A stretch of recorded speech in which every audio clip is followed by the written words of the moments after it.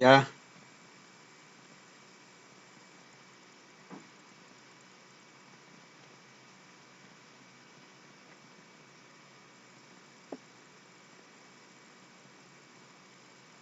Buenas noches para todos.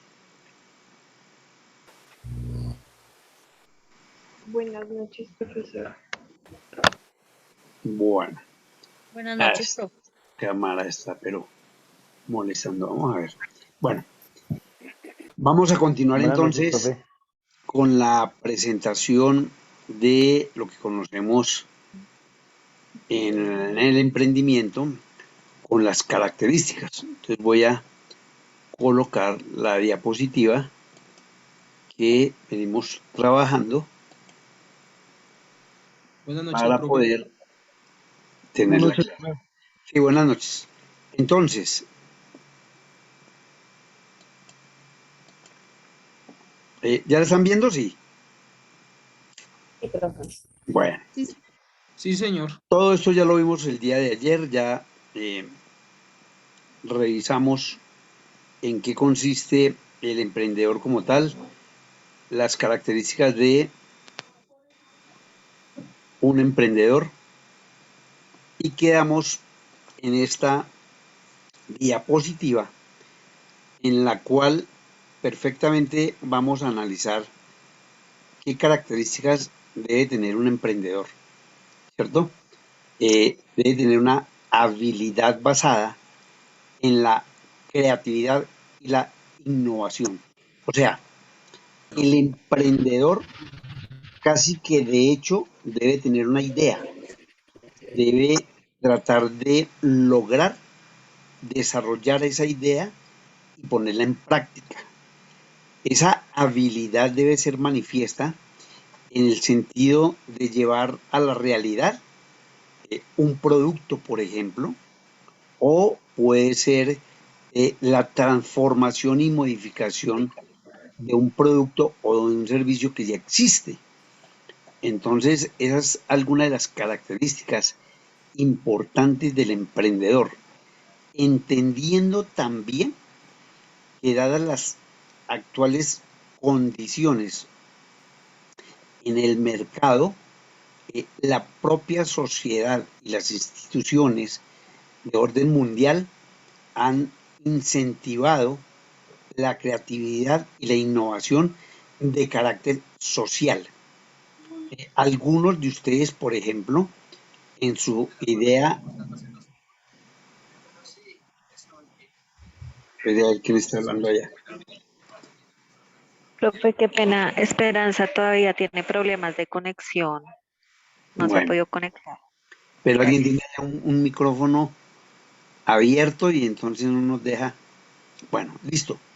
Les contaba que dentro de las habilidades de creación e innovación, como esa habilidad manifiesta de cada uno de los que en algún momento queremos crear empresa, tener un negocio o buscar una fuente de ingresos, la creatividad y la innovación son parte fundamental, pero que también dentro de nuestra propia creatividad e innovación podamos darle curso a esa parte de carácter social.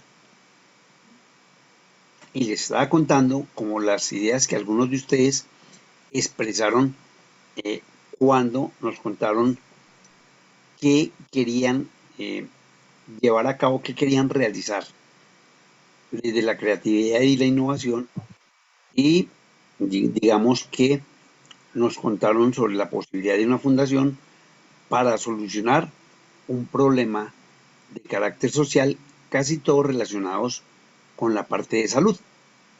Pues eso también hace parte de los emprendimientos que podremos finalmente en algún momento llevar a cabo. Debemos tener ese liderazgo basado en la tenacidad y en la persistencia. ¿Por qué razón?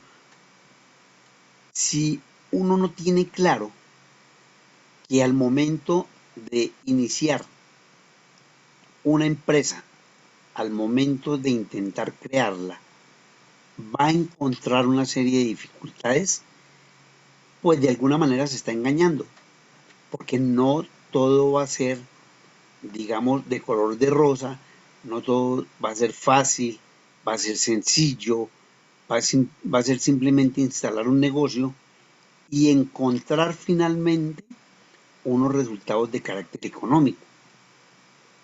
Al contrario, desde el comienzo, desde que se inicia un negocio o una empresa, vamos a encontrar una resistencia al interior del mercado por parte de los competidores, por parte de las empresas que no quieren que nuestro producto o nuestro servicio llegue al mercado con facilidad, e incluso en algún momento el propio cliente, el propio consumidor, se constituye en una persona que puede resistirse al producto.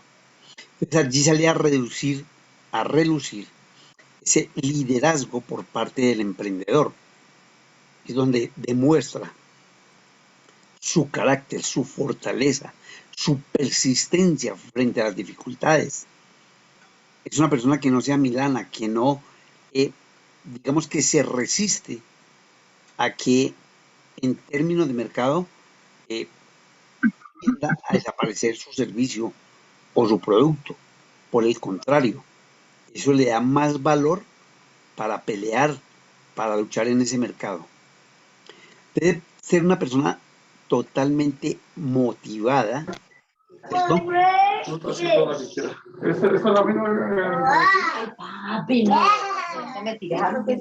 A ver, voy a cerrar un poco para cerrar ese micrófono. Debe ser una persona muy motivada. ¿Por qué? Porque ella misma es la que va a generar, en el momento de constituir la empresa, una posibilidad de que sus empleados o las personas que lo acompañan sean optimistas, miren un futuro con una amplia posibilidad de salir adelante, de crecer, de ser mejores y de estabilizarse en ese mercado del que tanto hemos hablado. Todo lo que en algún momento genera una especie de resistencia está dada por el propio mercado, lo hemos dicho. Entonces, cuando uno crea empresa, obviamente la resistencia la va a encontrar allí, por parte de quienes en algún momento se van a oponer a que esa empresa surja, a que esa empresa se estabilice o a que las personas que hacen parte de esa empresa puedan lograr consolidar su proyecto, consolidar su producto y estabilizarse. Entonces, la motivación es fundamental en el emprendedor, porque repito, ello le va a permitir actuar sobre quienes trabajan con él, sea en términos de empleado, sea en términos de socios. La capacidad de planeación debe tener claro, perfectamente claro, qué quiere hacer, cómo lo quiere hacer, con quién cuenta, cuándo se debe lanzar el producto, cómo se debe lanzar ese producto o ese servicio, ¿cierto? Y definitivamente debe asumir los riesgos que en algún momento enfrente frente a ese mercado agresivo. Debe tener una destreza también, que es la capacidad de enfrentarse a situaciones nuevas. Siempre va a encontrar momentos en los cuales él, como empresario, de pronto va a encontrar no solamente la resistencia de la que hemos hablado, sino productos nuevos, estrategias nuevos, o incluso cuando uno quiere encontrar un mercado nuevo, lo que se conoce en marketing como un nicho de mercado, en ese nicho de mercado también puede encontrar una serie de situaciones que lo lleven a enfrentarse con empresas que no quieren perder su mercado. Tener el pensamiento crítico significa que yo tengo claro qué es lo que quiero, pero que al mismo tiempo puedo determinar si lo que estoy haciendo definitivamente está dentro de las expectativas que yo tengo para mi empresa. Entonces, puede surgir en algún momento una confusión de ideas cuando desde mi propio pensamiento miro, cuando desde mi propio pensamiento con con un análisis crítico, autocrítico, con una visión diferente, veo que mi producto, veo que mi servicio carece de algo que el mercado me exige, o que mis estrategias o mis objetivos no son claros, y por ello en algún momento puedo llegar a perder mercado. Entonces ese pensamiento crítico me lleva a la reflexión, me lleva a mirar junto con la planeación cómo voy a enfrentar circunstancias complicadas y difíciles. Tener claridad en la resolución de problemas.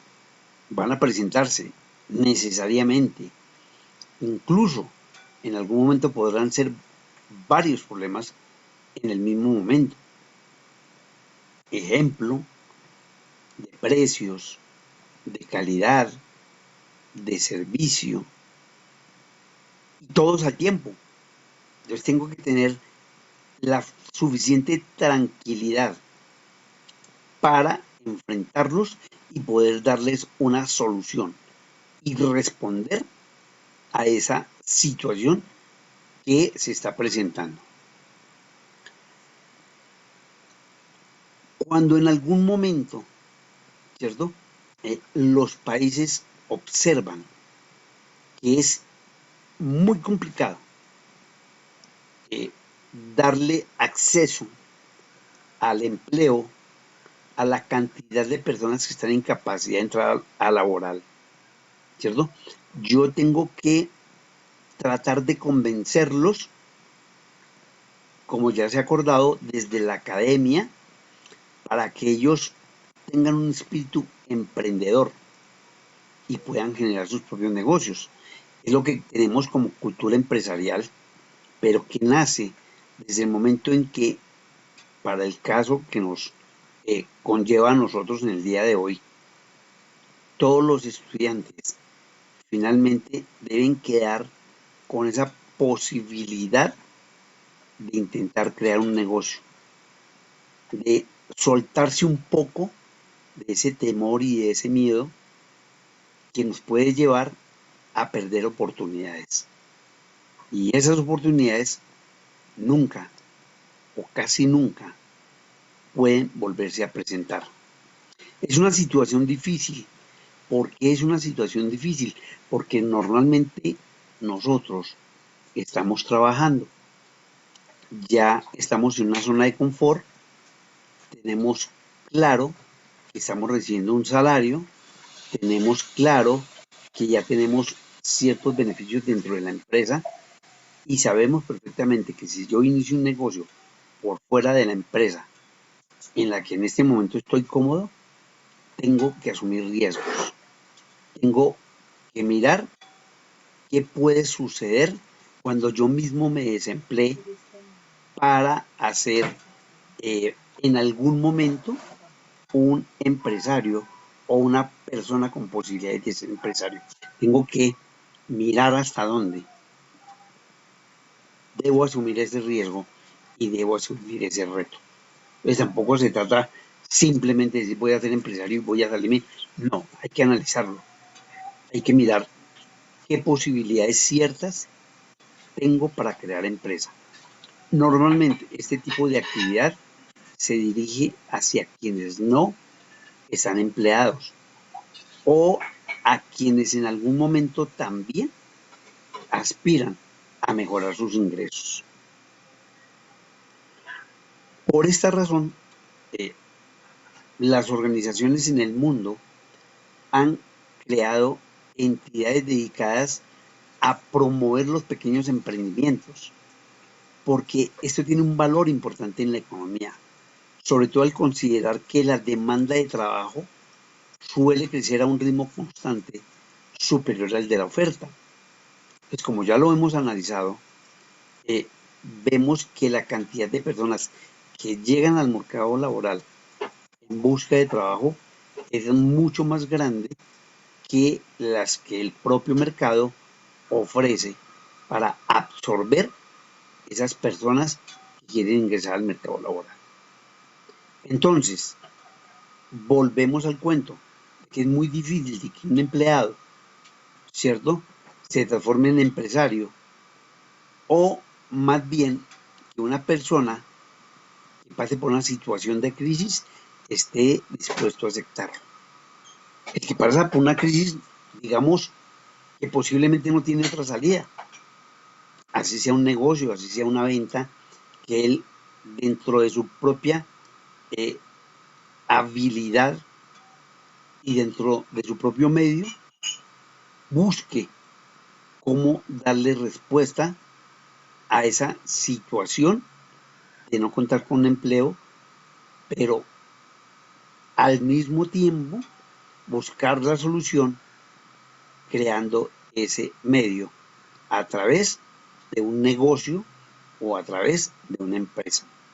Por ello, la cultura del emprendimiento se hace positiva para la sociedad, porque solo con esa cultura podríamos en algún momento ayudar a solucionar el problema del emprendimiento. Recuerden, perdón, el desempleo.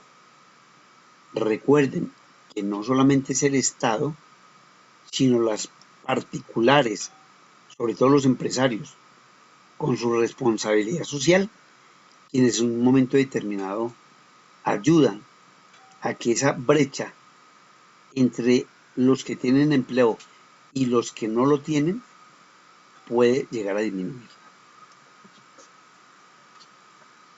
Hay tres factores importantes que yo lo hemos analizado como características del emprendedor, pero también al interior de la empresa hay unos factores de emprendimiento que marcan la diferencia con otras empresas de pronto más organizadas, pero que, dadas las condiciones de mi propio carácter emprendedor, las puedo poner en práctica al interior de la empresa.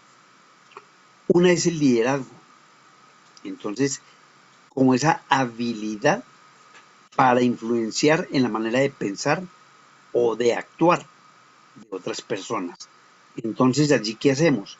Allí lo que hacemos es tratar de utilizar mi habilidad para que al interior de la empresa, recuerden que ya estamos hablando del liderazgo, pero al interior de la organización.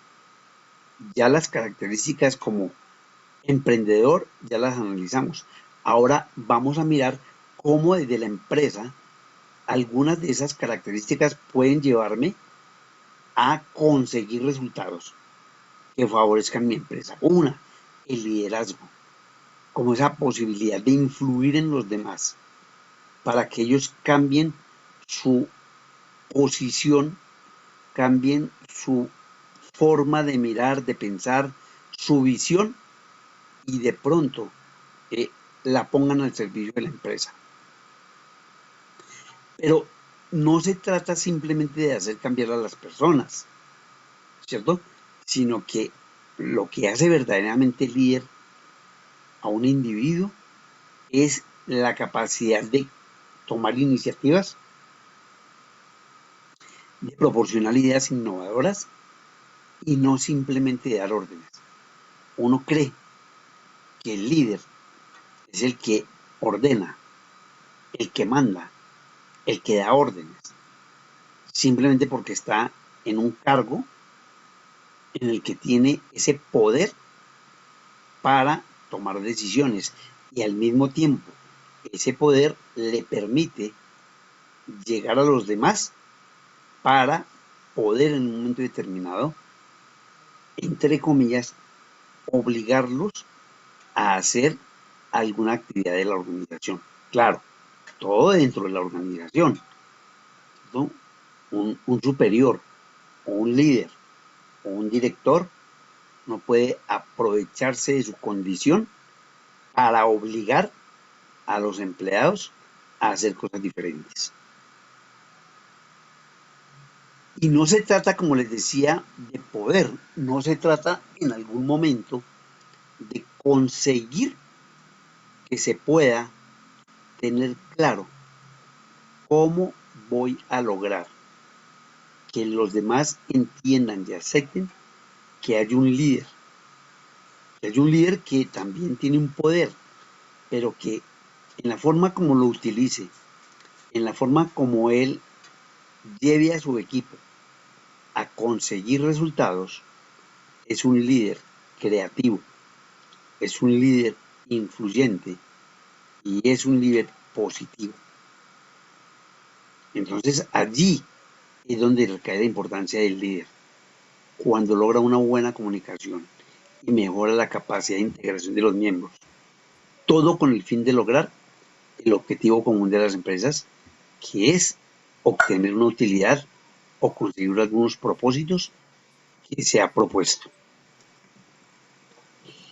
Otro de los elementos de factor al interior de la organización es la comunicación como motivación en la empresa. Existe la falsa creencia de que las empresas no pueden entregar información, algún tipo de información, a sus empleados, porque ello sería prácticamente entregar el manejo de su empresa para que los empleados finalmente la utilicen para aprovecharse de ella. Pero eso es una equivocación y es un error. ¿Por qué? Porque entre más conozcan los empleados lo que está sucediendo, habrá posiblemente una mayor contribución por parte de ellos para solucionar sus problemas. Una mayor comunicación permitirá potenciar la motivación laboral de sus trabajadores y por tanto mejorar su rendimiento dentro de la empresa. ¿Y esto por qué se da? Porque el trabajador es consciente de que la situación de la empresa, por alguna circunstancia o por algún momento, puede estar pasando dificultades y que la persona como trabajadora puede ayudar a mejorar esa situación. Entonces, para que esa comunicación sea clave, la empresa tiene no que basarse en estructuras jerárquicas con el poder directivo concentrado en la cúspide de la pirámide, sino en estructuras más flexibles, ágiles y menos burocráticas. Volvemos a la utilización de una teoría, la teoría burocrática de Max Weber, que planteaba que hay jerarquías dentro de la organización y las vemos permanentemente. Quienes hemos trabajado en las empresas sabemos perfectamente cuando se habla de la estructura piramidal de la empresa, donde el gerente está arriba y los operarios están en la parte de abajo, en la base de la pirámide. Pero ello no da respuesta a que solamente los directivos tengan la posibilidad de acceder a cierto conocimiento de lo que sucede dentro de su organización, sino por el contrario, debe venderse la idea por parte de los directivos de que todos pueden jalar para el mismo lado cuando se tiene la confianza, cuando se tiene la credibilidad de sus empleados y cuando no he permitido que se genere una barrera entre el jefe y los empleados. Entonces, ¿cómo se pueden motivar a los empleados y cómo se puede lograr mejorar una comunicación interna? Eso se lo dejo para más adelante. Voy a terminar con la parte de planeación. La parte de planeación indica que en un momento determinado, como emprendedor, debo saber diagnosticar a la empresa. Debo conocer exactamente cómo puedo en algún momento saber cuáles son sus debilidades, sus oportunidades, sus fortalezas y sus amenazas. Van a encontrar ustedes en el transcurso de esta creación de empresa cómo se establece sin haber salido el producto a la venta, sin haber prestado un servicio, ya podemos analizar cuáles pueden ser las debilidades de la empresa que posiblemente voy a crear, cuáles van a ser esas oportunidades, su fortalecimiento y cuáles las amenazas. Debo tener claro unos objetivos para determinar qué es lo que quiero y cuánto me vale. Debo cuantificarlos y deben ser coherentes y medibles en el tiempo, ¿cierto? Yo no puedo lanzar una serie de objetivos simplemente para tener unas metas que alcanzar si esas metas no responden, primero, a la capacidad de la empresa de poderlas llegar a alcanzar, y perdón la redundancia, sino finalmente a que que esos objetivos también sean entendidos por los empleados para que entre todos podemos llegar hasta ellos. Las premisas en algún momento también nos pueden hablar de la situación de la empresa. Cuando se generan esas premisas, cuando se generan valores, cuando se generan metas, cuando se generan ideas, posiblemente los empleados tengan claro cuánto necesita la empresa de que yo haga parte de un equipo, cualquiera que sea, porque es mi respuesta a esa situación. Yo no puedo ser una parte aislada de la organización cuando lo que se pretende es que haya un equipo de personas que entre todos van a sacar adelante la empresa. Y más aún, cuando ese análisis, ese diagnóstico en algún momento me puede llevar a no controlar la empresa, a no conocer mi propia empresa y a que los empleados duden de mi capacidad como directivo y como líder. Bueno, voy a hacer un alto acá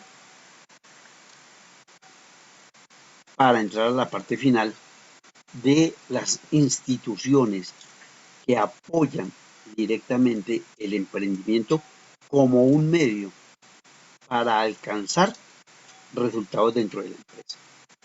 Entonces, como ustedes han visto, digamos que parte fundamental del emprendedor es tener unas características que posiblemente todos tenemos, ¿cierto? Todos somos creadores, todos podemos tener ideas innovadoras, pero no necesariamente las aplicamos para crear o para construir. Igual con habilidades como la comunicación, como el liderazgo, como el tener, digamos, unos referentes en términos de conceptos que nos llevan a aplicarlos dentro de la organización o que nos llevarían a aplicarlos dentro de la empresa. Por eso cuando yo les digo, ¿cómo harían ustedes?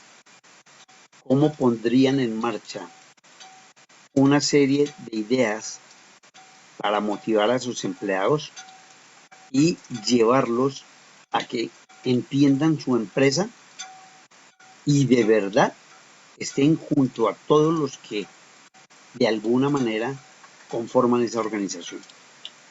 ¿Cómo piensan ustedes que puede ser la forma más fácil, sin complicaciones, de llevar a sus empleados hacia una motivación?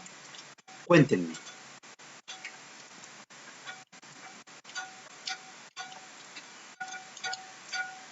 Profe, ¿puedo opinar? Claro que sí, pues, ay, mi chinito, Claro que Profe, sí. yo pienso que principalmente unos buenos salarios, bien remunerados, para que la gente también trabaje a gusto, no trabaje con falencias económicas. Harían unos salarios pues, bien remunerados o justos, más justos de lo que se manejan ahora. Aldo, ¿usted considera que solo a través de el estímulo económico realmente una persona puede llegar a sentir pertenencia por ella?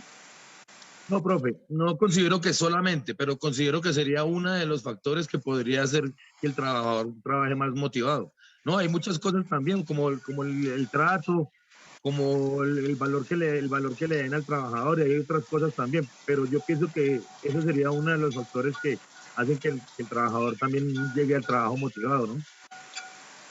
Yesir, luego Juliet y luego Tatiana. Yesir, Juliet, Tatiana y Felipe.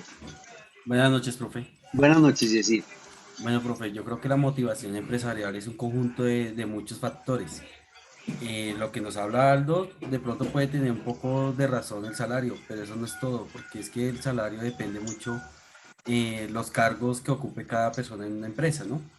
Y cuando hablamos de motivación, es como yo pensaría, o a mi modo personal diría que es como el reconocimiento que la empresa le da a sus trabajadores, la oportunidad que tiene cada persona en ir creciendo dentro de la misma empresa, la capacitación que las empresas le dan a sus trabajadores para que puedan desempeñar mejor sus labores, y en algunos casos, no todas las empresas lo hacen, es la oportunidad que le da a los trabajadores para que de manera personal también crezcan profesionalmente.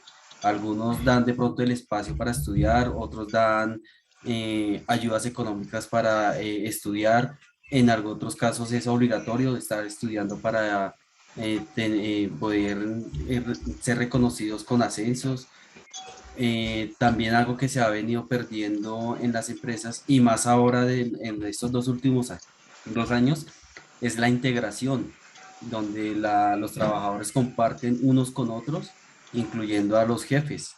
Y dentro de esas integraciones también es que cada trabajador reconozca y se autorreconozca como parte de esa empresa. Perfecto, Yesir. Juliet, por favor. Buenas noches, profe. Pues sí, también estaba ya por el lado del compañero.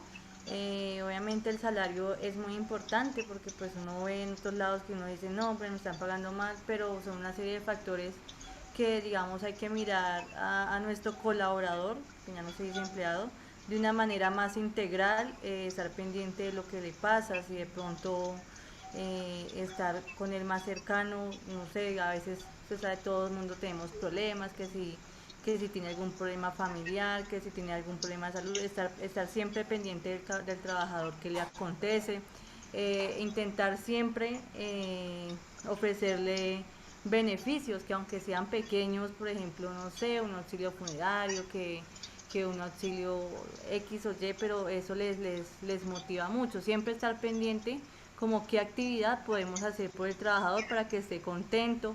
También podemos indagarlo a través de una simple conversación tranquila, venga, y usted cómo se siente, qué podría tener en cuenta, inclusive así en la parte operativa, todos pueden, ellos estando ya más en actividades, pueden decir no, ellos pueden tener ideas que de pronto uno las pasa por alto, ustedes que se sientan escuchados, eso también es muy importante, hacerlos partícipes de todas las decisiones y del proceso en general de la compañía.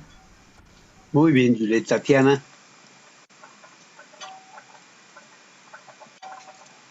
tu micrófono está cerrado.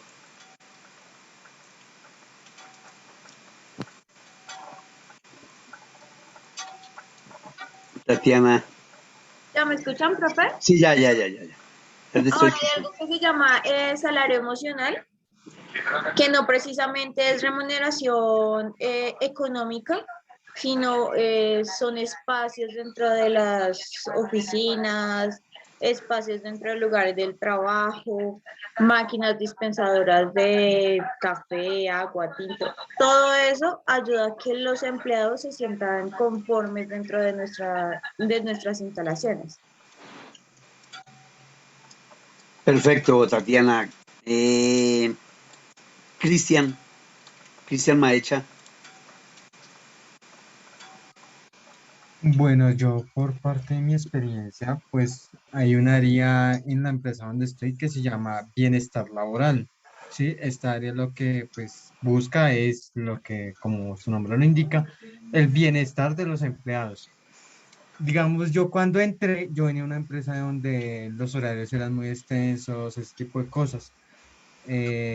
Había muchas cosas injustas y entré en esta empresa y una de las cosas que mayormente me impresionó y me dio ese motivo de seguir trabajando con ellos fue que yo entré y te lo aseguro, yo entré a trabajar y lo primero que me dieron fue una natilla. Era una Navidad, me dieron una natilla y a los 8 días me dieron un regalo con una alcancía de parte de la empresa que era como una parte de bienvenida. Entonces, yo digo que esos pequeños detalles, no sé, la natilla, la comida, el compartir con los compañeros o que la misma empresa se interese en cómo están sus empleados, es llegar y decir, ah, no, mire, hoy vamos a hacer esto, o mañana va a haber esta pequeña reunión, o este sábado se va a hacer una charla virtual sobre, no sé, X tema. Eso ayuda mucho al bienestar de los empleados a mi punto de vista, ¿sí? Muy bien. Brian.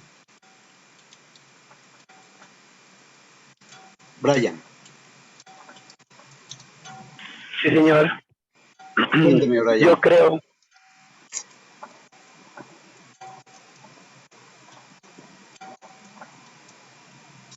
Brian.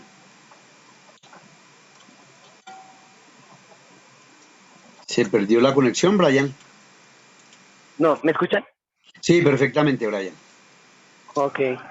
Mencionaba que a mi modo de ver se necesitan 3 cosas para que funcione lo mejor posible.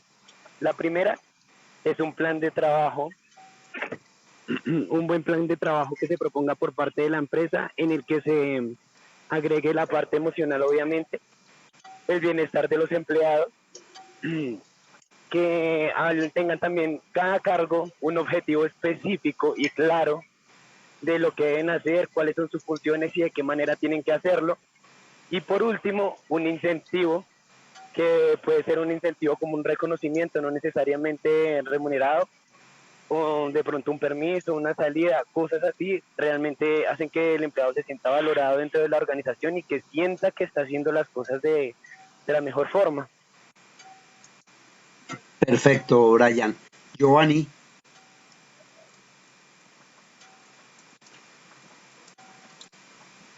Bueno, profe, yo creería que digamos que aparte de una excelente remuneración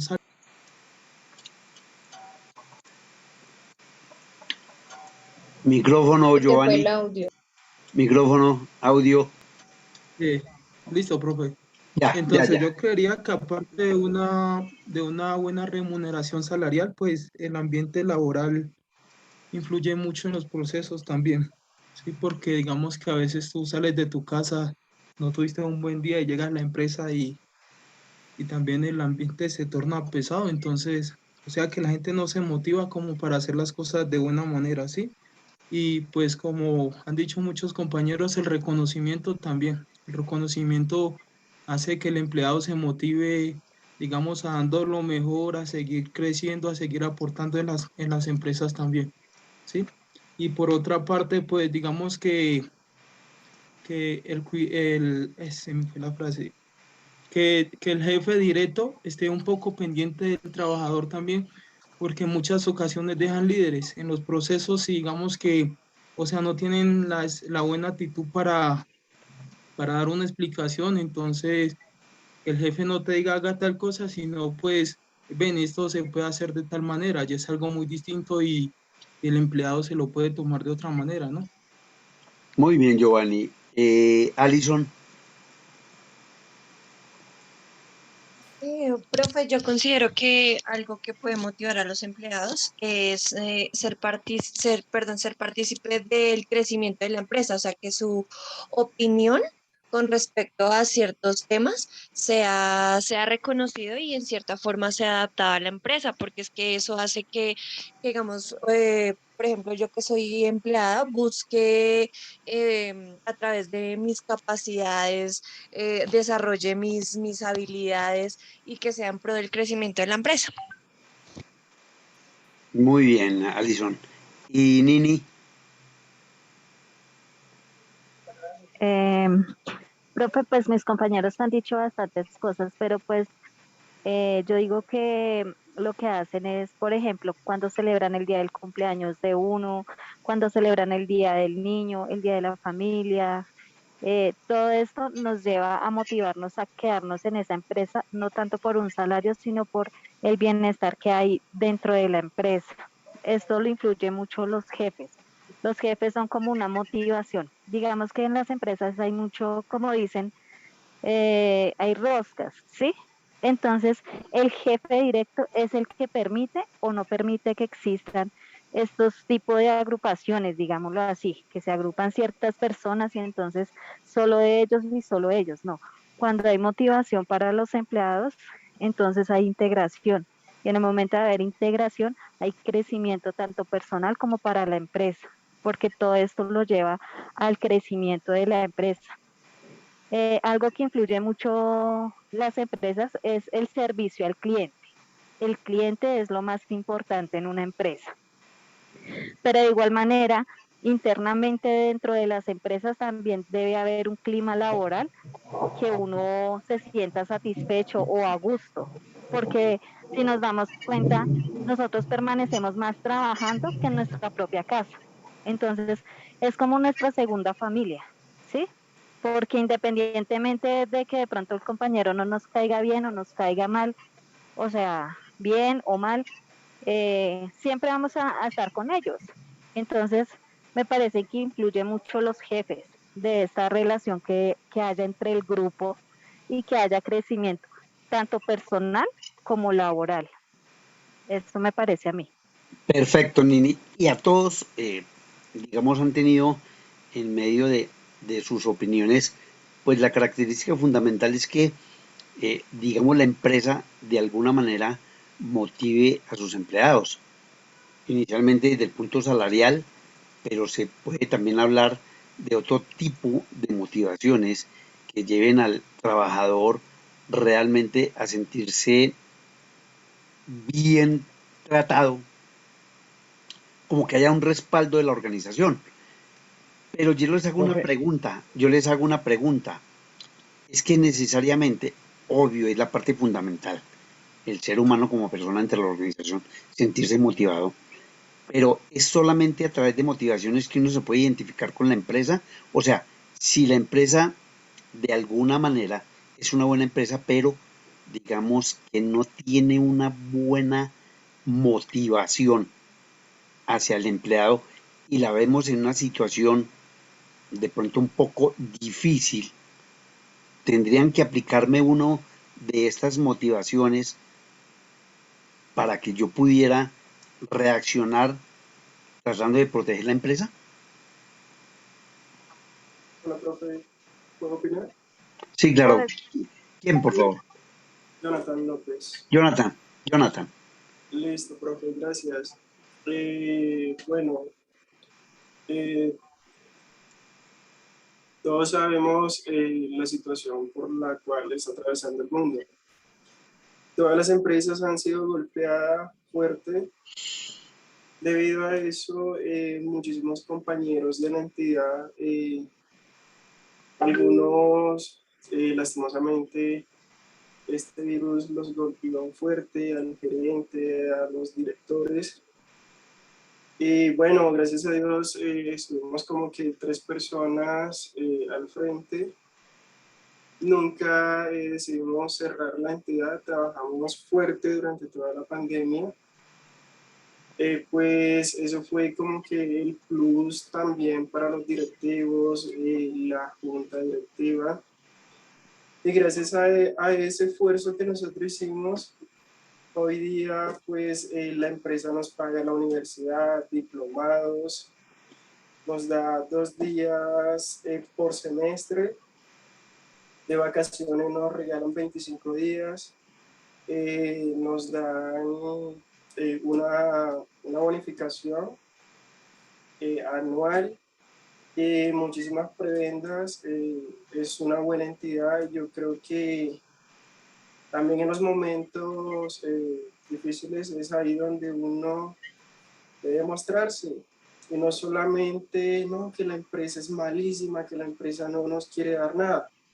Siempre miramos nuestros derechos, pero muchas veces no vemos nuestros deberes, y como empleado creo que uno siempre debe trabajar y hacer las cosas bien, y creo que las cosas se van dando paso a paso. Y pues hoy día pues el sector solidario es una de las entidades que más ha crecido, y pues la verdad pues me siento contento de pertenecer a esta entidad y bueno, seguir creciendo, y pues ¿por qué no pues también liderar una de estas entidades? Muy bien, Jonathan. Alguien levantó la mano. Nini. Cristian. Ah, y Nini. Nini, cuéntanos, Nini. Con Bueno, relación a la pregunta, o profe, sea, a mí me... necesariamente nosotros estamos esperando que nos motiven o nosotros digamos que por un instinto de conservación, y A perdónenme que eso yo utilice ese iba. término, a ver, ¿qué pasa si yo veo a mi empresa Sí, mal? sí. Eso se llama como sobrevivencia, Es digámoslo correcto, así. es ¿Por correcto. qué? ¿Por qué me parece? Porque yo voy por un ideal. Yo he pasado, o sea, a mí me encanta mi trabajo, lo digo a manera personal, pero yo tengo ideales y sé que si yo puedo colaborar más y doy más de mí, así no sea en recompensa el sueldo, pero sé que voy a cumplir mi meta personal. Eso es uno de, digamos, el ideal inicial para ayudar más de mí en una empresa. Y puede que afecte el sueldo o que la empresa no esté bien, ¿sí? Pero, digámoslo así, uno en ese momento lo que busca es estabilidad laboral, ¿sí? No muchos la tienen, pocos la tienen, y pues las personas quieren ingresar a una empresa y estar estables. Entonces, ¿qué es lo que hacen? Estar en esta empresa y cumplir con sus sueños y sus metas. Entonces, yo digo que el principal y el primordial ideal que cada persona debe tener son sus proyectos de vida, y se basa en una empresa, sea buena o sea mala, usted es el que maneja ese concepto. Eso es lo que yo opino, profe. Listo, Nini. Nubia iba a decir algo. Sí, profe, buena noche.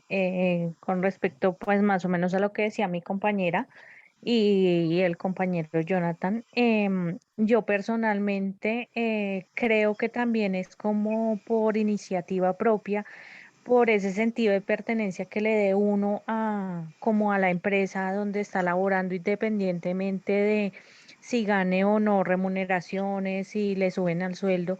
Pongo el ejemplo de que la empresa donde yo trabajo, cuando pasamos lo de pandemia, digamos, no había mucho trabajo, pero como el mismo jefe nos decía, pues esta empresa, creamos la que es de todos, pues de aquí mismo comemos, si le metemos empuje en lo mucho o poco que hagamos, pues se verá reflejado. Em, yo creo que también es lo que yo decía, sentido de pertenencia, de querer colaborar, de querer surgir, de querer ayudar a la empresa en donde estemos, así no recibamos nada a cambio, creería yo. Ese es mi punto de vista. Muy bien, Nubia. Entonces, en general, digamos que hay claridad por parte de ustedes en el sentido, digamos, prioritario, eh, como lo veíamos allí, hay una especie de idea general sobre el compromiso de nosotros frente a la empresa, y también la empresa para dar respuesta a lo que nosotros como seres humanos y como empleados podemos recibir de la organización, ¿sí? Pero esa motivación es de doble vía. Yo doy, pero también en los momentos difíciles, en los momentos traumáticos, yo tengo que dar. Si hay necesidad y va a sonar de pronto extremo, de rebajarme el sueldo. Hubo empresas que lo hicieron, sobre todo en este momento de pandemia, porque es que es o la vida de la empresa o mi propia cubrimiento de una necesidad. Entonces, ante eso hay que reflexionar. No todas las veces es la empresa quien debe aportar. En algunos momentos somos nosotros, de manera solidaria, quienes debemos aportar para evitar que estas empresas entren en crisis y posiblemente desaparezcan, porque allí definitivamente no habría nada más que hacer. ¿Listos? Bueno, vamos a entrar a la segunda parte. Esta era totalmente relacionada con los emprendedores y las características que debe tener el emprendedor, al igual cómo debe ser la empresa que se crea, porque desde ya estamos pensando en cómo va a ser la empresa que nosotros vamos a crear, ¿cierto? Entonces, en el momento en que comencemos a crear la empresa, de hecho, ya estamos creando una serie de valores. Por eso lo hicimos en la parte inicial de nuestra conversación, la cultura empresarial. Y estamos viendo primero la cultura empresarial, segundo el emprendedor. Mañana, antes de continuar, teníamos para mañana el parcial, lo trasladamos para el día viernes para poder terminar toda la temática de cultura, emprendimiento y MIPYMES, que son los tres temas que va a abordar el parcial.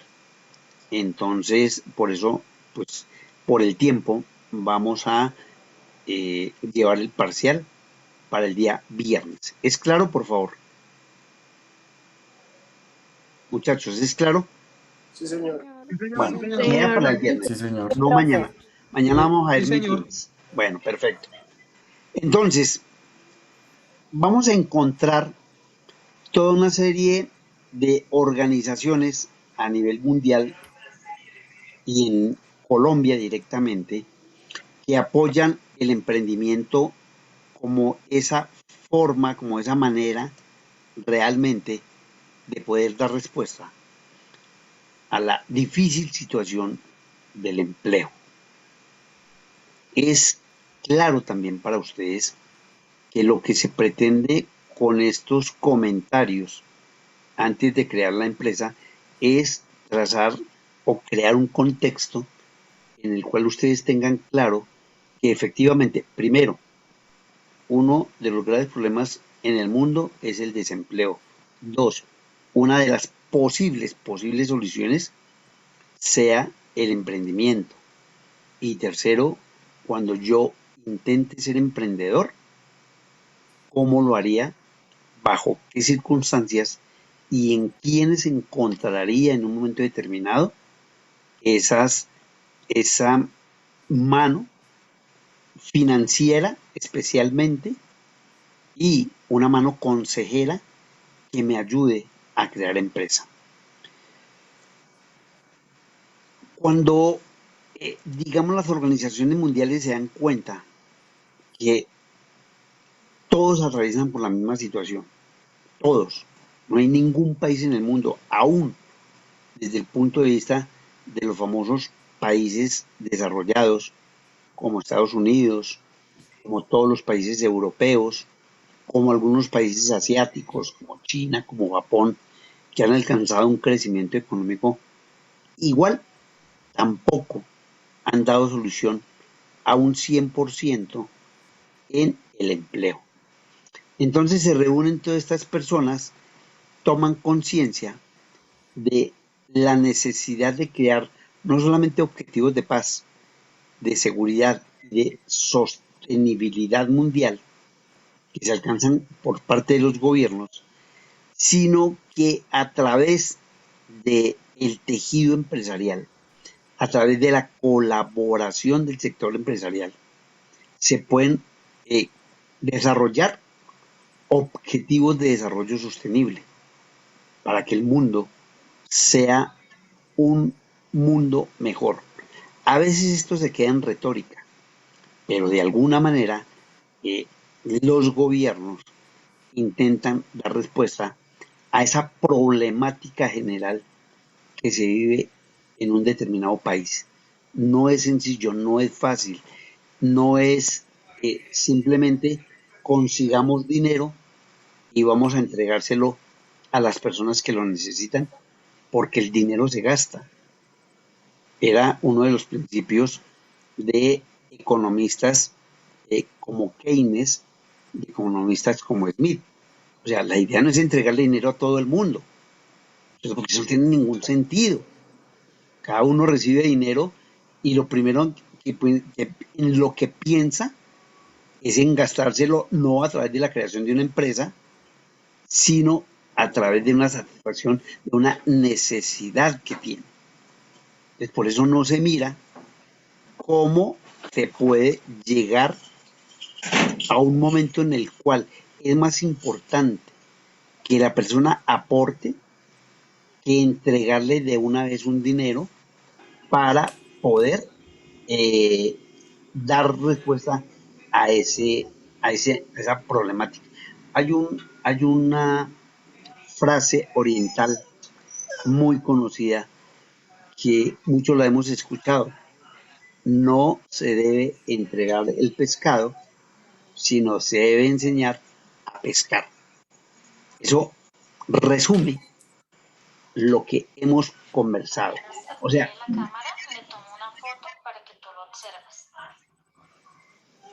a ver, mi chinita, ¿ya tomó la foto? Sí, yo creería que sí. Sin embargo, vamos a hacer eso de la foto y cómo salimos de dudas. Yes, it. Es decir, ¿qué está haciendo? ¿Están tomando fotos? Bueno, entonces, digamos que el asunto fundamental, volviendo al tema, es el de encontrar respuesta al desempleo. Claro. Segundo, ¿cómo darle respuesta real ante la imposibilidad cierta de que los gobiernos y las propias instituciones privadas así lo quieran hacer? No tienen la suficiente capacidad de crear empresas o puestos de trabajo para absorber a quienes están sin empleo. Eso también es claro. Pero no se puede perder, digamos, el sentido económico de creer que solo a través de la entrega de dinero, porque es lo que muchos proponen. Hay gente que mira simplemente como algo muy sencillo y muy fácil poner a trabajar la maquinita del Banco de la República y hacer, por ejemplo, una emisión de una cantidad impresionante de dinero para que se le pueda entregar a las personas y esas personas puedan comprar sus productos o satisfacer sus necesidades. Eso terminaría en una inflación descomunal. Entonces es algo que se sale realmente de una respuesta objetiva y clara. Y nos tenemos que quedar entonces en el emprendedor como una solución realmente posible y que vamos a ver en el transcurso de las siguientes presentaciones cómo sí se han venido desarrollando en diferentes países en el mundo. Y esta misma Organización de Naciones Unidas le está dando respuesta a una serie de organizaciones que en un momento determinado no solo buscan la respuesta económica de lo que le pasa al mundo como tal, sino de encontrar desde el emprendimiento soluciones a situaciones de carácter social. Por eso les decía al comienzo del día de hoy que muchos de ustedes ya con una visión de pronto un poco más avanzada en términos sociales encuentran la posibilidad de entregar soluciones de carácter climático, situaciones en salud, de pronto en la educación, pensando que puede existir una fundación que lleve computadores o lleven la tecnología al campo. O sea, son soluciones que no van a generar realmente una respuesta al desempleo comercial, pero sí van a dar respuesta a una necesidad social enmarcado, claro, y obviamente en el recibir unos ingresos que se van a distribuir a través de una actividad social. La ONU llama a estos emprendimientos sociales, más exactamente solution makers.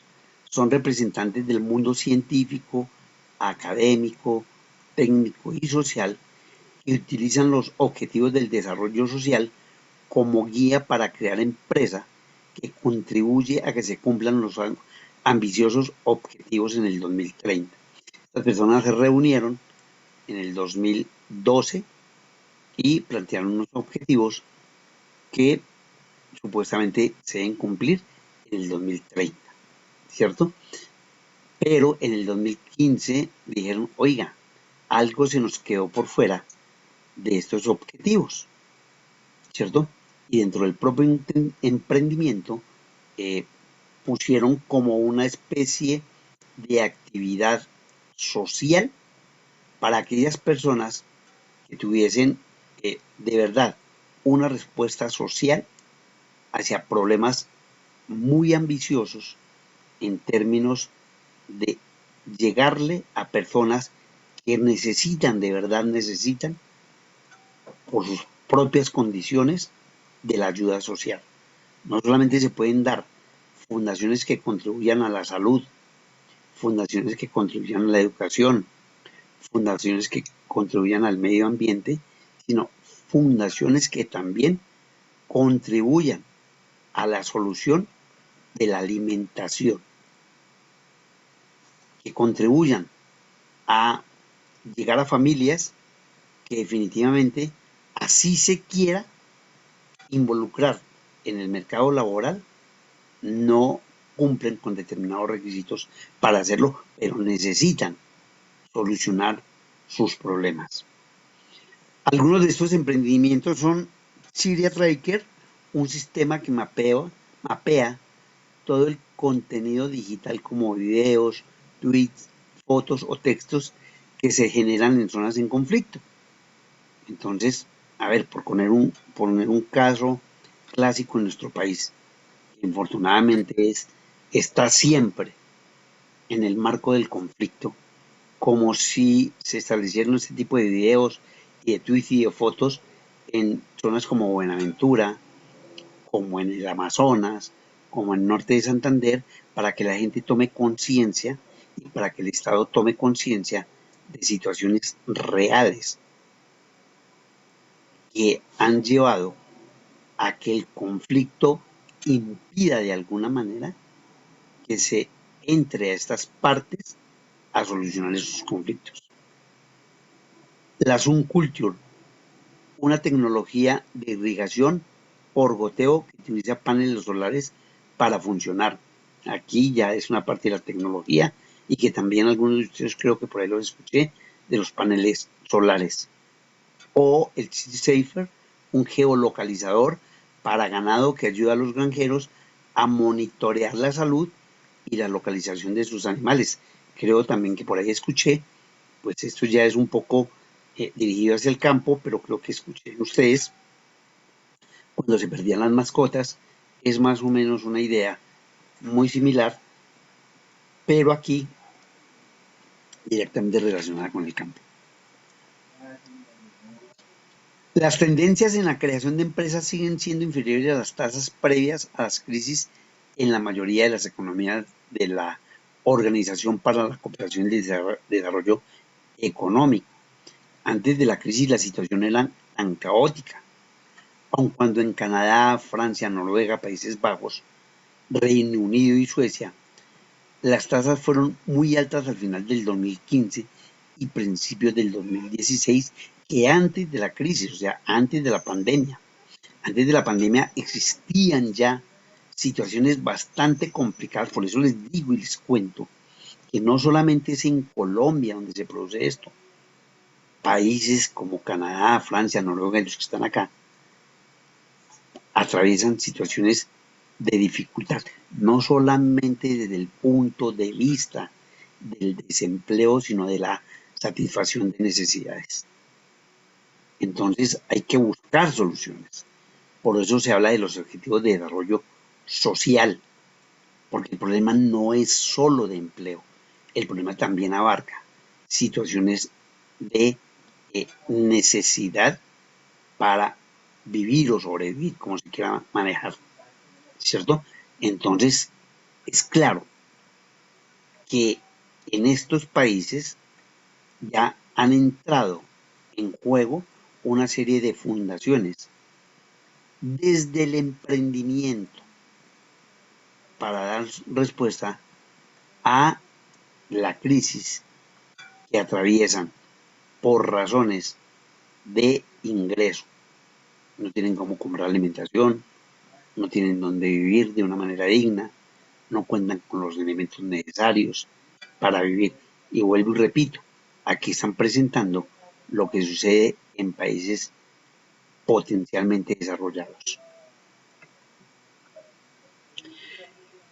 En general, ya nos enfocamos en América Latina, el crecimiento en el número de las pymes en la zona euro, seguimos hablando de la zona euro, ha superado al de Estados Unidos, pero en el caso de las empresas grandes sucede lo contrario.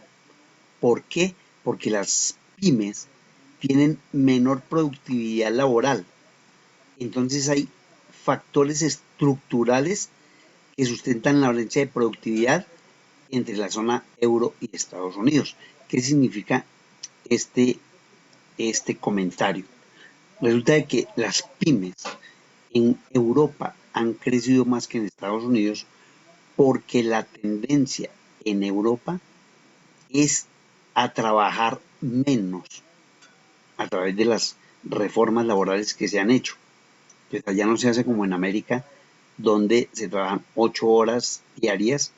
En Estados Unidos es mucho más grave en términos de trabajo, personas que trabajan 14, 16 horas al día, ¿cierto? Pero no porque trabajan en una empresa, sino porque trabajan en 2 o 3 empresas para poder solucionar esta situación. Vamos a esperar un momento, por favor, que alguien quiere hablar acá.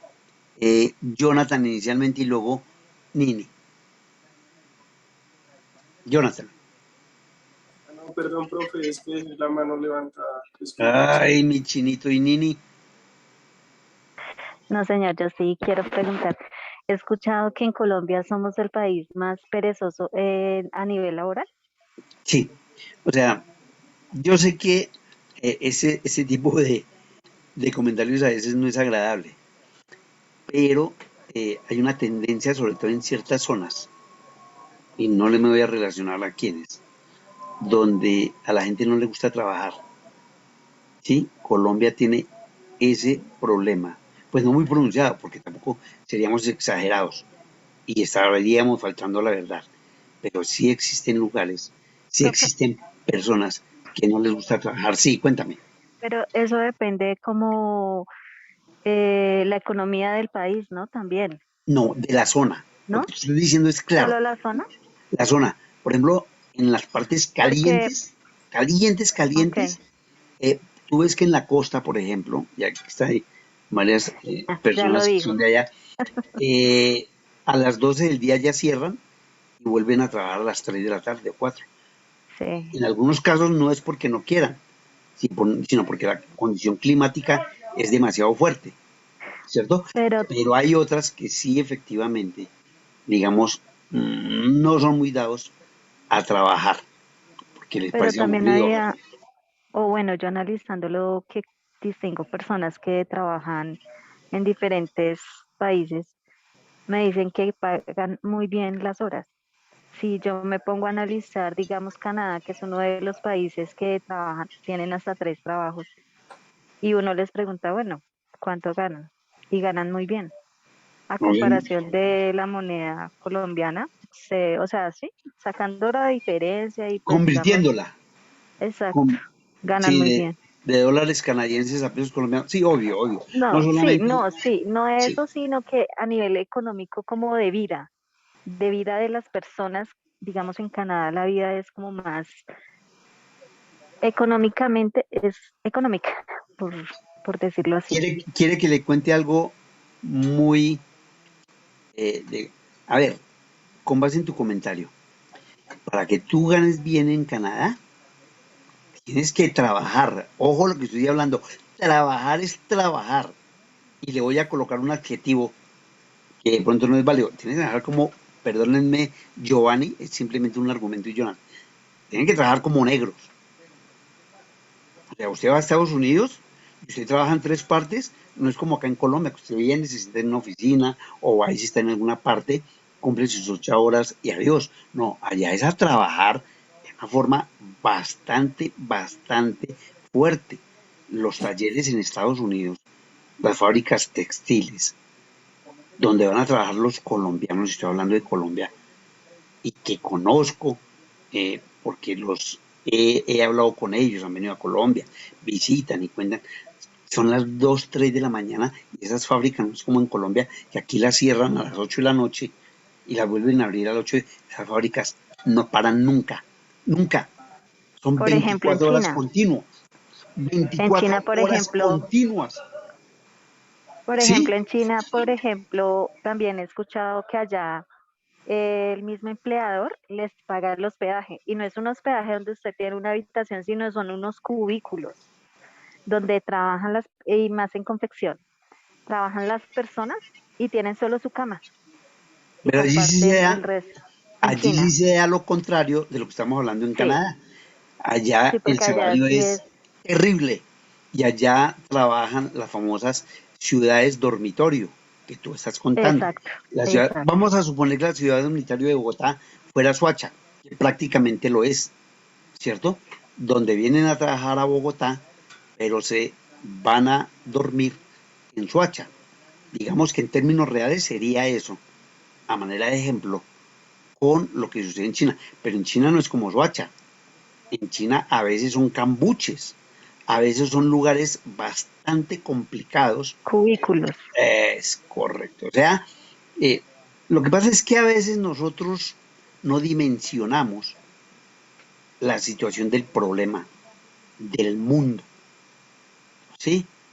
Lógicamente, a nosotros lo que nos importa es Colombia.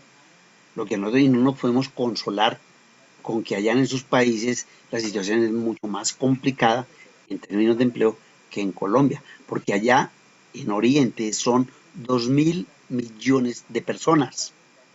2.000 millones de personas. En América, sumadas todas, con excepción de Estados Unidos, creo que no llegamos a 300 o 400 millones. Creo que estaría muy alto esa cantidad. Sí, en Allá América. también pagan muy barato en China, pagan muy Exacto. No, barato y por eso se el exporta jean. y por eso nos perjudican a nosotros, digamos en el área textil nos perjudican bastante porque la gente ya no quiere producir acá, crear acá en Colombia, sino trae de China, todo lo exportan de China. Bueno, no sé, solo en confección no, porque hay muchas cosas que hacen los chinos y todo lo traen de allá. Y a Sí, muy bien. comparación de la confección de acá, es muy, o sea, deficiente para mí, digámoslo así, porque trabajo en eso, en confección. Entonces yo me doy cuenta de un pantalón viene en la tela, o sea, la tela, el hilo, la confección como tal, es muy básica. En cambio, acá tenemos muchas cosas que dar, pero los mismos comerciantes se van a China, traen de China, todo lo compran en China. Y pues acá Perfecto. perjudican a las microempresas, a las pequeñas empresas. Por eso es que hubo necesidad de establecer unas leyes. Colombia ha tenido 3 enfrentamientos duros con China. Primero, para evitar que el calzado chino ingresara sin impuestos a Colombia, a través del contrabando. Exacto, eso también fue otra cosa que puso el gobierno. O sea, Exactamente. Entonces el acá sí gobierno, nos pues de alguna cobran manera, todos pues los ahí, impuestos. Exactamente. Entonces les elevó los Ajá. impuestos de una manera tal que fuimos demandados ante la Organización Mundial del Comercio, la OMC. Sí, Afortunadamente para Colombia, las aplicaron cosas esa le permitieron a Colombia aplicar eso porque pues están acabando con la industria muchas del empresas. zapato, igual con los textiles. Y en Sí. fin, no solamente China, Corea, en cuestión de automóviles, Aquí en eh, Colombia se mueve más lo de China. Vietnam, sí. Pero va a llegar el momento. Acá. Pero bueno, listo, Mm, mi niña, gracias por el comentario. gracias. Bueno, vamos a seguir entonces con, eh, opa, vamos a seguir con, vamos a finalizar hoy. Bueno, vuelvo y lo recuerdo para el día viernes. El, ¿Ya están viendo la diapositiva? Sí. Sí, profe. Bueno, Sí, profe. entonces Sí, estamos señor. hablando Sí, señor. de que, mire lo que estamos hablando, mire lo que estamos hablando, mire, yo no me acordaba de esta diapositiva, pero mire lo que estábamos hablando. Muy pocas pyme exportan en industrias tangibles de uso intensivo de capital, pero un número desproporcionadamente mayor que de ellas lo hacen en actividades que se basan en el capital de conocimiento como marketing o diseño u otros nichos donde el capital intangible juega un papel más importante, ¿cierto? Resulta que se encontró que en los mercados, en el mundo y un poco en Colombia, eh, las personas que utilizan su mente, sus conocimientos, para volverlos una actividad que factura, da lugar a lo que se conoce como la economía naranja. La economía naranja simplemente utiliza lo que hacen las personas para hacerlo, casi que como una empresa. Les voy a poner rápidamente un ejemplo. Si ustedes miran a Shakira, a Juanes, a Nairo Quintana, a Vives, a todos ellos, facturan. Ustedes ni siquiera se imaginan la cantidad de dinero que facturan ellos en términos de venta. ¿Sí? Una persona como James, una persona como Falcao, una persona como Shakira. Es más, tienen ya en este momento la tranquilidad de comprar aviones para desplazarse. Shakira tiene su avión y mire que Shakira también tiene su fundación, ¿cierto? Todos tienen la fundación. Esta mañana escuchaba a, al morenito de Colombia, a Jerry Mina, ¿cierto? Hablando de su fundación y contando qué se está haciendo para los niños de Pachené, creo que es el lugar donde él vive, o vivió, o nació, ¿cierto? Pero la idea, para no salirnos un poco de lo que quiero expresarles, está en que las personas podrían no crear empresa, sino utilizar su habilidad y su destreza como una herramienta para recibir ingresos. Por eso aquí lo están hablando, como marketing, diseño u otros nichos, donde el capital intangible juega un papel importante, ¿cierto? Pues aquí en Colombia se crea la economía naranja, se le dan recursos a la economía naranja, se fijan nuevamente leyes y normas que promuevan la economía naranja como parte del emprendimiento. O sea, se pretende que, por ejemplo, un actor de cine, un cantante de ópera, una persona que pueda manejar bien un instrumento, en fin, ¿cierto? Utilizar los recursos del Estado, si tiene esa habilidad, para finalmente hacerse reconocer, ¿sí? Inicialmente puede parecer como algo etéreo, como algo gaseoso, que no nos permite en un momento decir, bueno, pero ¿qué? Entonces yo soy bueno para el canto y ¿qué? ¿El Estado me va a pagar por oírme cantar? No. Lo que se trata es que el Estado le puede ayudar a usted desde el punto de vista de la posibilidad de explotar esa actividad para que usted esa habilidad la convierta en algo personal y en una posible facturación. Entonces quiero que me entiendan. Si Falcao, obviamente estoy guardando proporciones, ¿no? Pues una cosa es hablar de Falcao, de James, de Cuadrado, de Shakira, de Juanes, de Vives, en su momento el automovilista este que se hizo famoso, en fin, pero todos ellos lograron eso no porque el Estado les ayudara a hacer un emprendimiento, sino porque lo lograron por su propia capacidad individual. Entonces, ¿qué es lo que ve el Estado? En esas personas que tienen una habilidad, la posibilidad de que se unan 2 o 3 y puedan crear un negocio donde su materia prima va a ser su habilidad.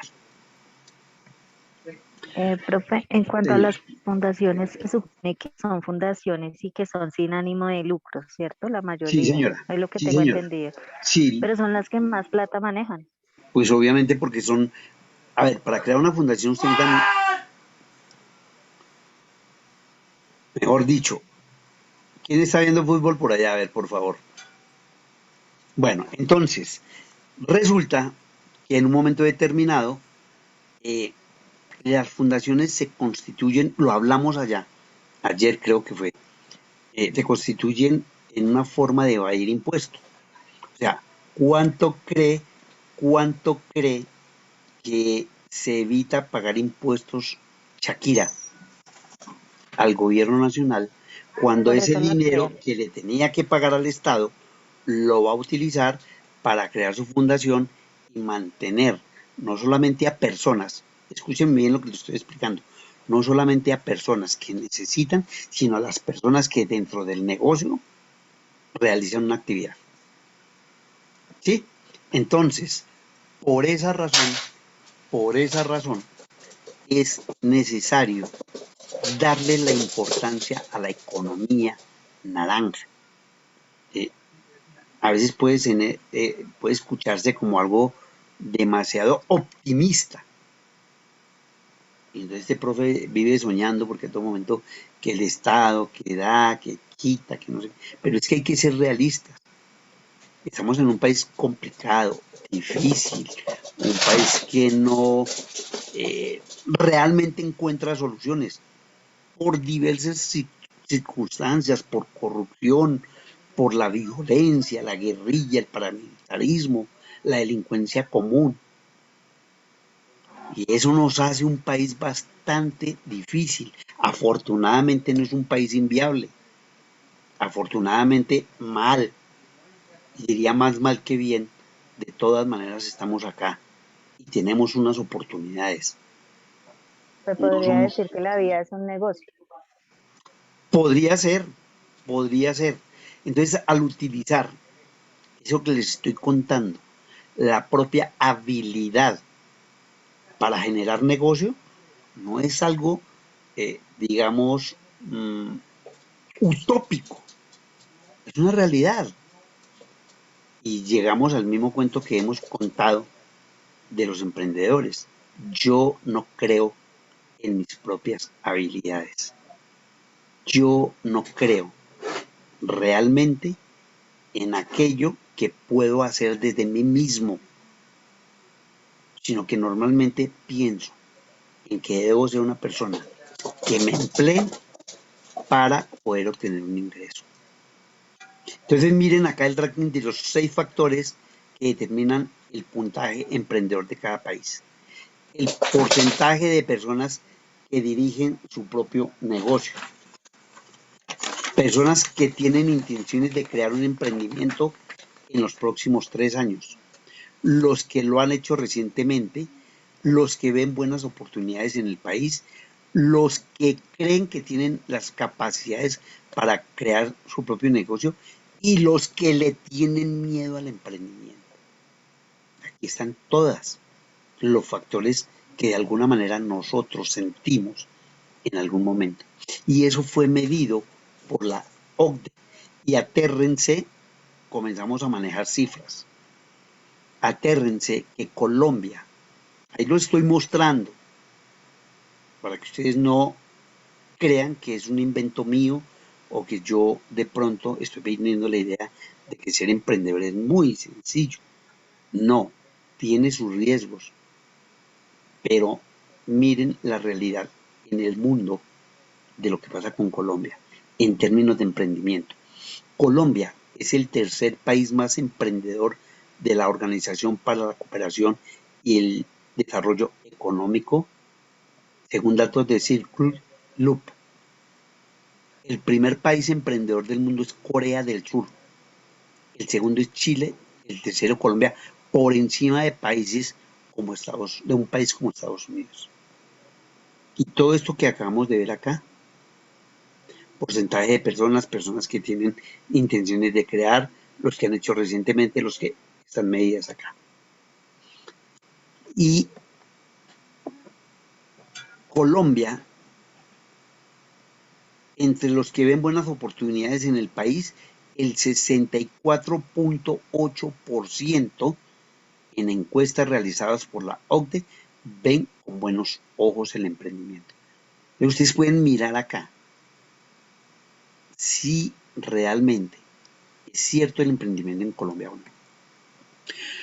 Colombia se destaca con el porcentaje más alto de personas que han creado un negocio recientemente, cifra que se atribuye, según Iván Jaramillo, investigador laboral de la Universidad del Rosario, a la consolidación de las políticas de emprendimiento en el país y la adaptación de condiciones para que las personas puedan desarrollar sus proyectos, como por ejemplo la Ley 2069, que ahora la vamos a ver en otro momento, más adelante.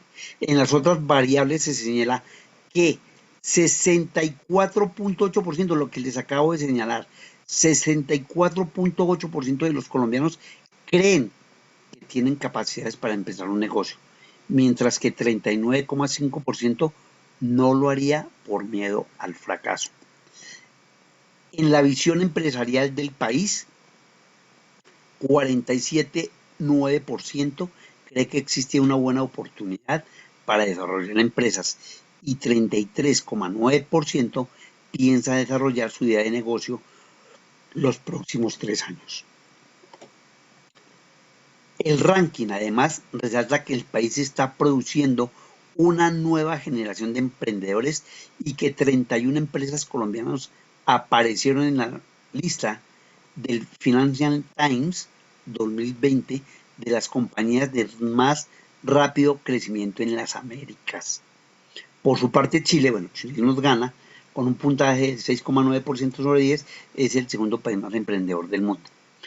Los dos países latinos solo fueron superados por Corea del Sur, que obtuvo una puntuación de 6.94%, liderando en el porcentaje de personas que manejan su propia empresa, 16.1%, y con la proporción más baja de personas que no emprenderían por miedo al fracaso.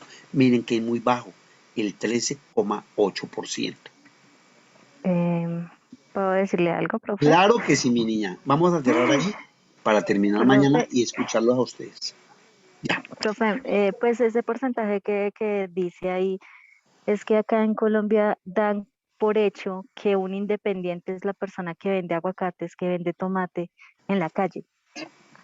Porque No, eso lo es. no, mi niña. A ver, bueno, termina ahí, porque si no la interrumpo. Perdóname, termina más bien tú.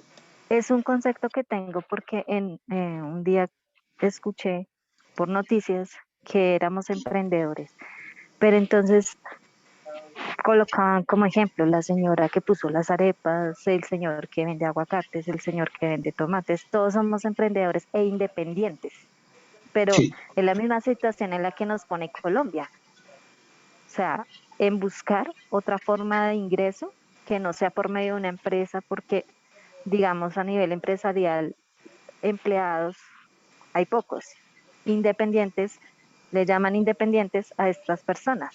Es correcto, tiene toda la razón en ese aspecto.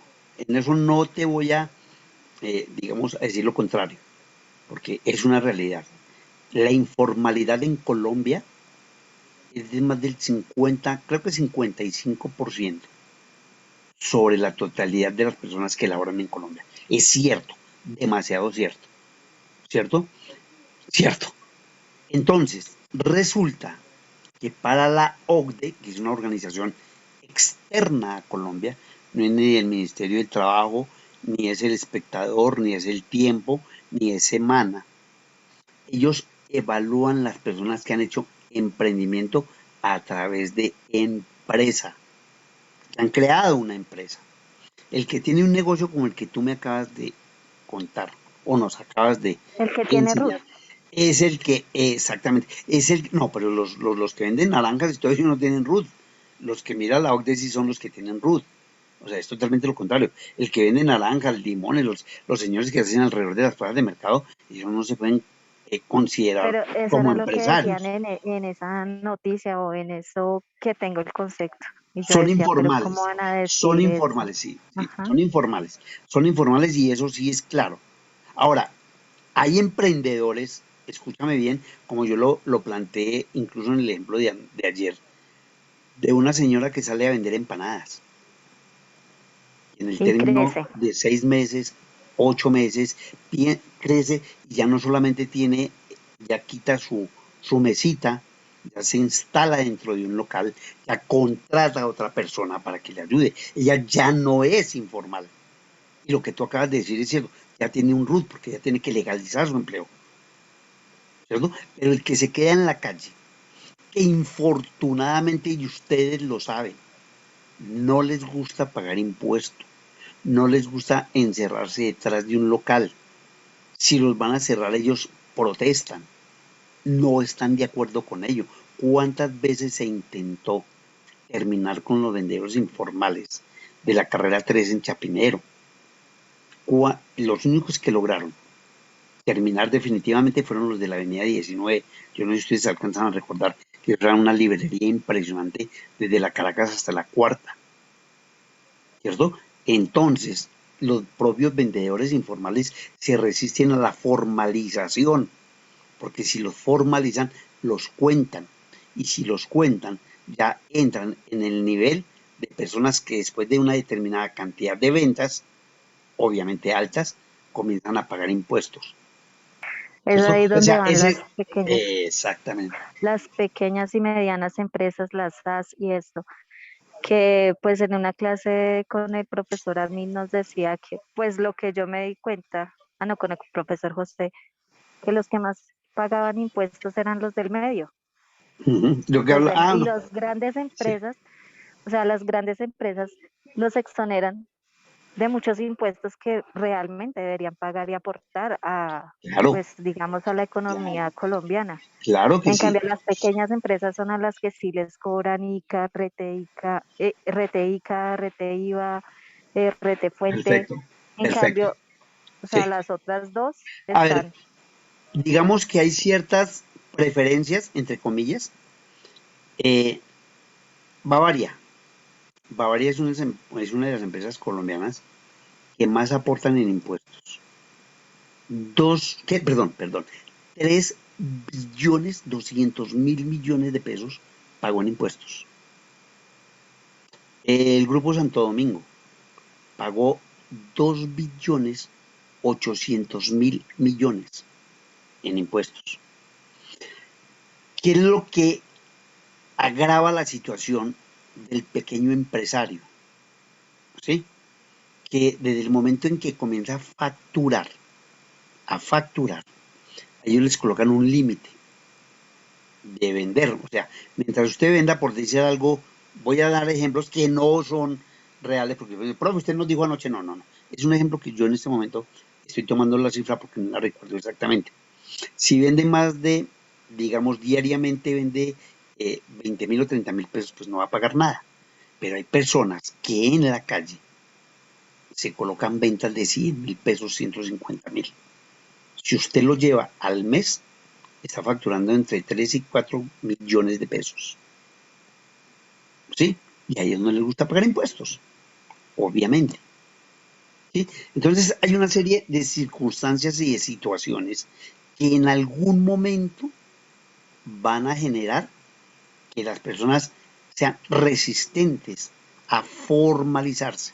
Incluso podemos utilizar, y lo vamos a hacer la semana entrante, mientras creamos empresa, ya el lunes comenzamos la creación de empresa, a analizar durante una media hora la situación de la informalidad, para que ustedes vean la realidad.